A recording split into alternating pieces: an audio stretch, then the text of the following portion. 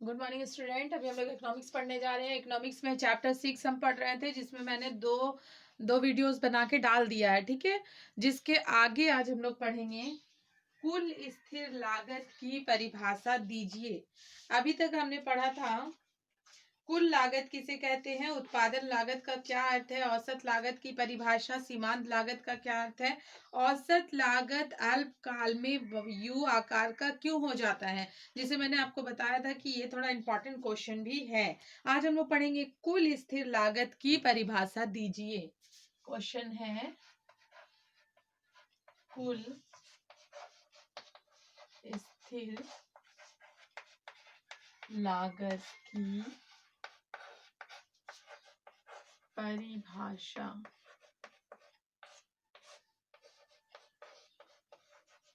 दीजिए। कुल स्थिर लागत की परिभाषा दीजिए। अब कुल स्थिर लागत किसे कहते हैं, देखिए, कुल स्थिर लागत की परिभाषा दीजिए। स्थिर लागत को पूरक लागत भी कहा जाता है।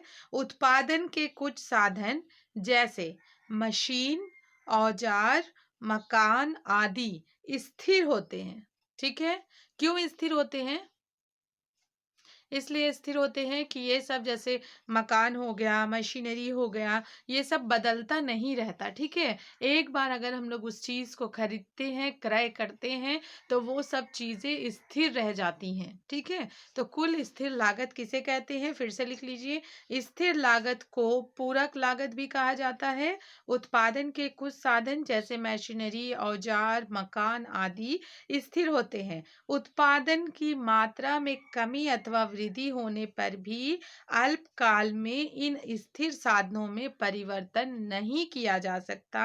उत्पादक को उत्पादन के इन स्थिर साधनों पर जो कुछ व्यय करना पड़ता है उसे कुल स्थिर लागत कहते हैं, ठीक है। अब इसको समझिए, कुल स्थिर लागत किसे कहते हैं।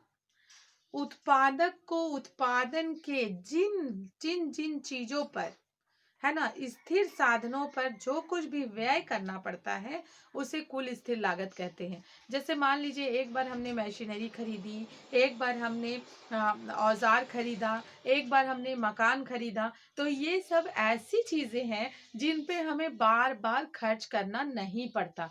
खर्च करना पड़ता है पर बहुत लंबे समय के बाद, अल्पकाल में खर्च करना नहीं पड़ता, बल्कि दीर्घ काल में खर्च करना पड़ता है, ठीक है। तो उसे ही हम कुल स्थिर लागत कहते हैं।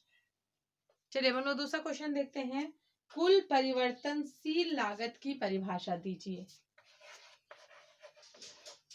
कुल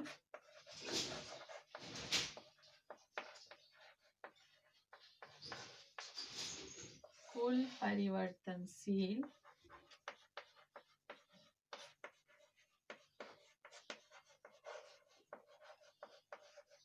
लागत की परिभाषा दीजिए। कुल परिवर्तनशील लागत, जैसे कि नाम से ही लग रहा है कि परिवर्तनशील है, मतलब बदलता रहेगा, तो कुल परिवर्तनशील लागत की परिभाषा दीजिए। परिवर्तनशील लागत को प्रमुख लागत भी कहा जाता है। उत्पादन के कुछ साधन ऐसे हैं जो कम उत्पादन रहने पर घटाए जा सकते हैं तथा उत्पादन में वृद्धि के साथ उनमें वृद्धि की जा सकती है। इसलिए इन साधनों को परिवर्तनशील साधन कहा जाता है। उदाहरण के लिए देख लीजिए, कच्चे माल, श्रमिक, बिजली, कोयला इत्यादि। इस प्रकार उत्पादक को परिवर्तनशील साधनों पर जो कुछ व्यय करना पड़ता है उसे कुल परिवर्तनशील लागत कहते हैं। कुल परिवर्तनशील लागत की परिभाषा दीजिए। परिवर्तनशील लागत को प्रमुख लागत भी कहा जाता है। उत्पादन के कुछ साधन ऐसे हैं जो कम उत्पादन रहने पर घटाए या बढ़ाए जा सकते हैं। उत्पादन में वृद्धि होने पर इन लागतों को बढ़ा दिया जाता है और उत्पादन में कमी होने पर इन्हें कम कर दिया जाता है। उदाहरण के लिए जैसे कच्चे माल हो गए, श्रमिक हो गए, बिजली हो गया, कोयला हो गया इत्यादि। इस प्रकार उत्पादक को परिवर्तनशील साधनों पर जो कुछ भी व्यय करना पड़ता है उसे कुल परिवर्तनशील साधन कहा जाता है, ठीक है। कुल स्थिर लागत उसे कहते हैं जिसमें एक बार पैसा लगाने के बाद हमें अल्पकाल में पैसा लगाना नहीं पड़ता, बल्कि लंबे समय तक वो स्थिर रहता है, उसके बाद उस पे पैसा लगाना पड़ता है। ठीक है, लेकिन कुल परिवर्तनशील लागत का मतलब हो गया ऐसी चीजें जो हम वक्त के साथ साथ घटा और बढ़ा सकते हैं। जब हमें ज्यादा उत्पादन करना हो तो हम श्रमिकों की संख्या, कोयले की संख्या, कच्चे माल की संख्या बढ़ा सकते हैं, परंतु जब हमें ज्यादा उत्पादन नहीं करना हो, हमें कम उत्पादन करना हो, तो हम इन सब को घटा सकते हैं। तो इसीलिए इसे परिवर्तनशील लागत कहते हैं। ठीक है, क्योंकि इसे मतलब बदला जा सकता है, कम किया जा सकता है, ज्यादा किया जा सकता है, तो इसीलिए ये परिवर्तनशील लागत कहलाता है। चलिए अब हम लोग देख लेते हैं, औसत स्थिर लागत को बताइए। औसत स्थिर लागत किसे कहते हैं? क्वेश्चन देखिए,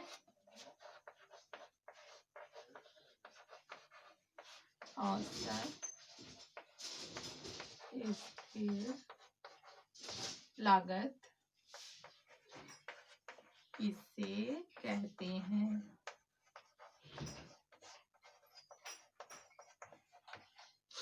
देखिए सब एक दूसरे का पूरक है, कुल स्थिर लागत, कुल परिवर्तनशील लागत और औसत स्थिर लागत। तो कुल स्थिर लागत हमने देख लिया, उसके बाद हमने देख लिया कि परिवर्तनशील लागत किसे कहते हैं। अब तीसरा क्वेश्चन आ जाता है कि कुल स्थिर लागत में औसत स्थिर लागत को बताइए। ठीक है, औसत स्थिर लागत कुल लागत से रिलेटेड होती है ना। आंसर में लिखिए, कुल स्थिर लागत में उत्पादन की गई कुल इकाइयों की संख्या से भाग देने पर जो भागफल प्राप्त होता है उसे औसत स्थिर लागत कहते हैं। ठीक है, इसका फार्मूला है जिसको आपको लिखना है। देखिए मैं इसे मिटा रही हूं।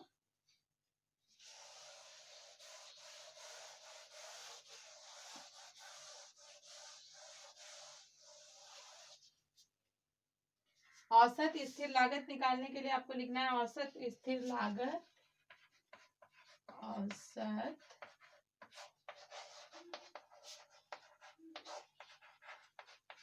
स्थिर लागत इक्वल टू कुल स्थिर लागत डिवाइडेड बाय कुल स्थिर लागत डिवाइडेड बाय कुल उत्पादन की मात्रा की इकाई। कुल उत्पादन की मात्रा की इकाई। कुल स्थिर लागत डिवाइडेड बाय कुल उत्पादन की मात्रा की इकाई। ध्यान दीजिएगा, जब औसत स्थिर लागत आप लिख रहे हैं तो पहले इसका डिफिनेशन लिखेंगे, उसके बाद उसका फार्मूला लिख के उसे दिखाएंगे। देखिए, औसत स्थिर लागत को बताइए, क्वेश्चन है। आंसर में हमको लिखना है कुल स्थिर लागत में उत्पादन की गई कुल इकाइयों की संख्या से भाग देने पर जो भागफल प्राप्त होता है उसे औसत स्थिर लागत कहते हैं। ठीक है, छोटा सा है। औसत स्थिर लागत बराबर कुल स्थिर लागत डिवाइडेड बाय कुल उत्पादन की गई मात्रा की इकाइयां। इसको अगर हम डिवाइड कर देते हैं तो औसत स्थिर लागत आराम से निकल जाता है। ठीक है, अब देखिए इसी में है औसत परिवर्तनशील लागत। औसत परिवर्तनशील लागत की परिभाषा दें।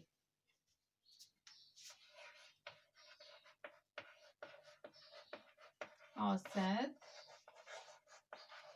परिवर्तनशील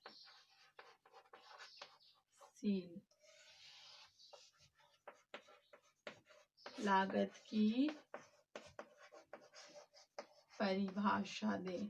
ठीक है, जैसे कुल स्थिर लागत था वैसे ही औसत परिवर्तनशील लागत हो गया। ठीक है, औसत परिवर्तनशील लागत किसे कहते हैं इसे भी आप एक फार्मूला के द्वारा ही समझाएंगे। ठीक है, औसत परिवर्तनशील लागत कुल परिवर्तनशील लागत में उत्पादन की कुल इकाइयों की संख्या से भाग देने पर जो भागफल आता है उसे औसत परिवर्तनशील लागत कहते हैं। ठीक है, ध्यान दीजिएगा, औसत परिवर्तनशील लागत कुल परिवर्तनशील लागत में उत्पादन की कुल इकाइयों की संख्या से भाग देने पर जो भागफल आता है उसे औसत परिवर्तनशील लागत कहते हैं। इसके लिए एक फार्मूला है, लिख लीजिए।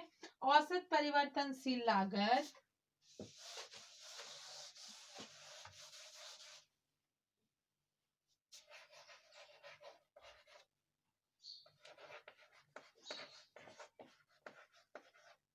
औसत परिवर्तनशील लागत इक्वल टू, नीचे लिख लियो, ठीक है, इक्वल टू कुल परिवर्तनशील लागत, कुल परिवर्तनशील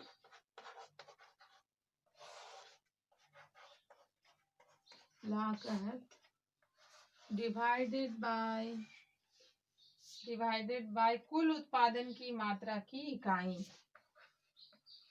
कुल उत्पादन की